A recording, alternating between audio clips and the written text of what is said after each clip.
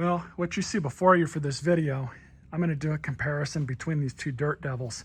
Now, really where the only commonality lies with them, other than the coloring and of course the name, is the fact that they were both meant to be bargain basement vacuums that did the task of vacuuming well for the length that you owned it. Now, neither one of these were made or intended to last very long. This one was made in 1993. This one was made in 2024, I believe, or 2023.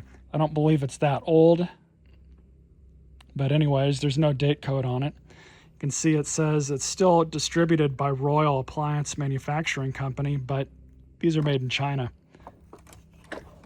This one was made by Royal right here in this country, made in USA. Both were meant to be disposable. Some of you might not like hearing this, but even though these were substantially better than these vacuums, these were not particularly great machines. They definitely hold some nostalgic value for a lot of people, myself included. But honestly, they were meant to be disposable. That's how they were marketed. The fact that this unit has lasted over 30 years without any major issues or even really many minor issues is incredible. I don't know how it's lasted this long, other than maybe it was in somebody's closet. I found this thing at the curb. The cord had been cut off of it by the usual scavengers. So I put a good used cord on it. Just did a service video on it, links in the description, and it runs perfectly fine. It performs as a vacuum perfectly fine. It's got good suction. Overall, it's in excellent condition. Just the fact that it's even in the condition it's in it's amazing. I did a quick tertiary look to see how much these old Dirt Devils are going for on eBay, and they go for between $200 to $300 apparently, based on the ones I've seen. I believe it. And again, it's really just a testament that these things were meant to be thrown away. What you got with this old Dirt Devil, other than of course being bagged, Dirt Devil of today no longer makes bagged machines. You got a quality brush roll made of wood, balanced and everything, just like a Kirby brush roll. You got a heavy duty, or heavier duty, I should say, front wheels, as well as, and I'll clip in some of the service video that I did with this, but you got a height selector that was actually mechanical and made of metal. Probably put some grease on this too. I'm going to do that right now. I mean, you want to talk about keeping something on life support.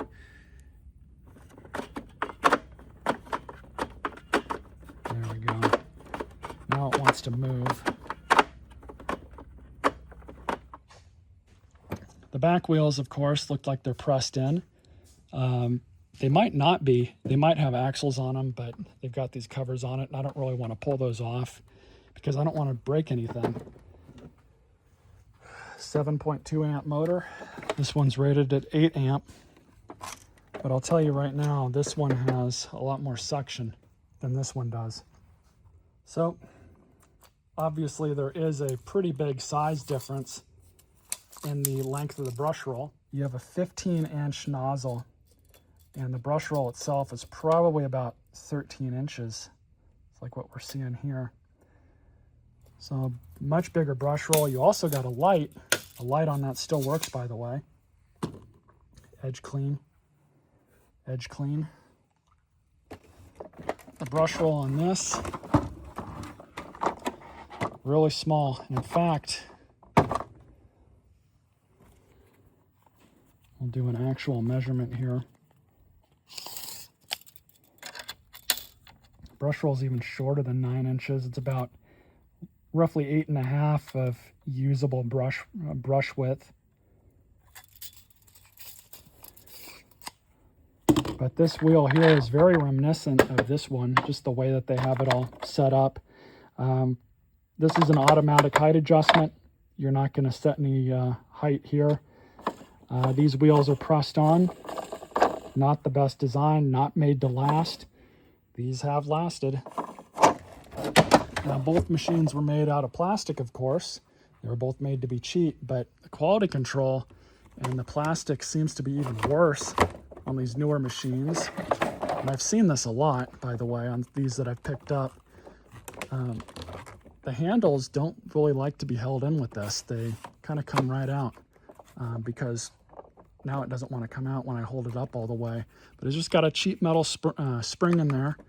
Doesn't really do much.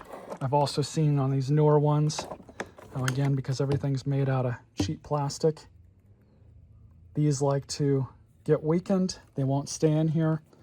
And I've seen several of these Dirt Devils be thrown away. Looked like they're in really good condition like this one.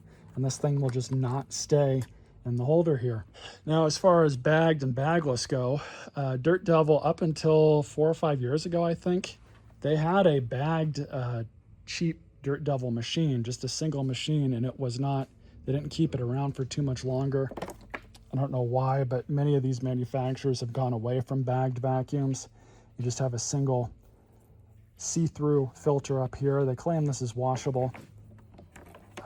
Honestly, most people are not even going to wash that. They'll end up throwing the machine away by the time that even gets dirty. You also have a conical style filter that's in here. I have not serviced this machine yet. I don't know that I will. But this one, look at the bag, takes a C bag. These things are still made to this day, amazingly. It's got this funky door. Just the amount of engineering that they did on something that was made this cheap is kind of crazy if you think about it. It's got a gasket on the bag. I don't know if that's a new feature for these bags that they just started doing. But these are, I believe these are only single layer bags. Foam filter at the bottom. That's all you're going to have as far as filtration goes. Will it filter better than this? Most likely. Or at least the same. Really big bag though for such a small vacuum. So that leaves us with the final question. These new Dirt Devils, they're now made by TTI, not Royal. Even though Royal's listed on the back, it's Tektronic Industries based out of, I believe, Hong Kong, that owns Hoover now, and they also own Milwaukee as well. So it's a totally different company that owns Dirt Devil. Royal, as a company, has been folded. They no longer make vacuums. This Royal is totally different than TTI. They're made by two different companies. Can you expect these new Dirt Devils to last anywhere near as long as these old ones? The resounding answer is most likely no. I would not expect these to last.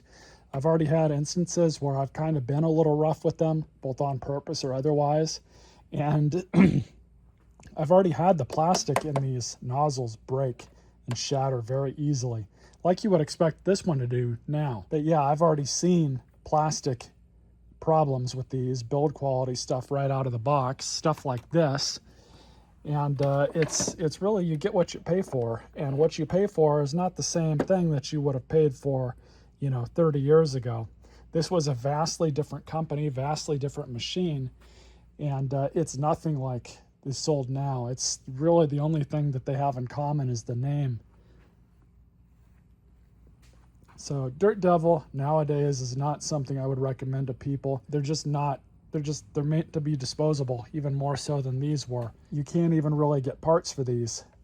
A lot of the brush rolls, they don't make available for whatever reason. Now you can get filters, you can get belts.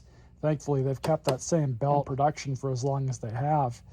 But other stuff like, say you need a new filter cover, or you need a new clamshell for the motor, or even a new motor, they don't make them available. They're meant to be thrown away.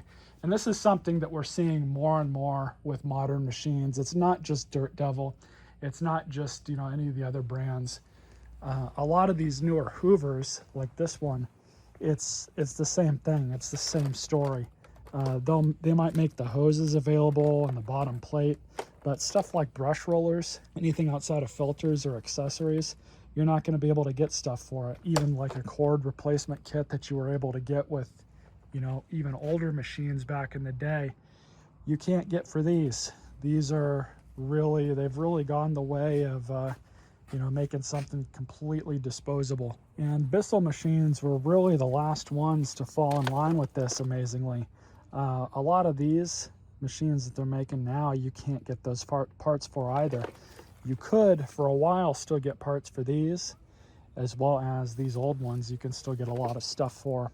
But even stuff for these is becoming no longer available. So kind of is what it is, unfortunately. So anyways, for the end of this video, those of you that collect these old vacuums, I'm not a collector, even though, you know, I have all these vacuums here. I don't really seek out to collect them. I like to make videos on them, educate people about certain things, but I don't really seek to keep any of them. And the truth is, so many of these come through my hands over the years. I make videos on them, how to repair them, and, you know, help people out along the way, but I don't really seek to keep, you know, more than a few for myself, just for personal usage. But for those of you that really appreciate these old dirt devils, they are really turning into a unicorn. Like I said, it's really amazing that I was even able to find one like this, let alone it be in still almost really still in completely usable condition. It's just really something else. And quick comparison, quick look at both of these. Hope you all enjoyed this video. Stay tuned for more.